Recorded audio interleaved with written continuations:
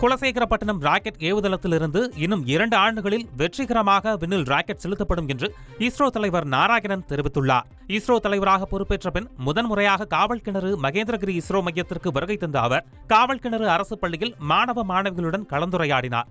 பின்னர் செய்தியாளர்களிடம் பேசிய அவர் குலசேகரப்பட்டினம் ராக்கெட் ஏவுதள கட்டுமான பணிகள் வேகமாக நடைபெற்று வருவதாக தெரிவித்தார். தமிழ்நாடு அரசு 2500 ஏக்கர் லேண்டு தந்திருக்காங்க. இப்போ ஆசிரியர்லாம் அதில் இன்வால்வ் ஆகி எல்லாம் அவங்க தந்தாச்சு. நாங்கள் அங்கே இந்த ஏவுதளம் இது பண்ணதுக்குள்ள வேலைகளை தீவிரமாட்ட ஆரம்பிச்சிச்சு. இன்னும் 2 ஆண்டுகளுக்குள் அங்கிருந்து வெற்றிகரமாக ராக்கெட்டுகள் அனுப்பப்படும். மேக்சிமம் 2 வருஷம். பயணிகளின் வசதிக்காக தெற்கு ரயில்வே ரயில்களில் கூடுதல் பெட்டிகள் இணைக்கப்பட உள்ளதாக ரயில்வே அமைச்சர் அஸ்வினி வைஷ்ணவ் கூறியுள்ளார்.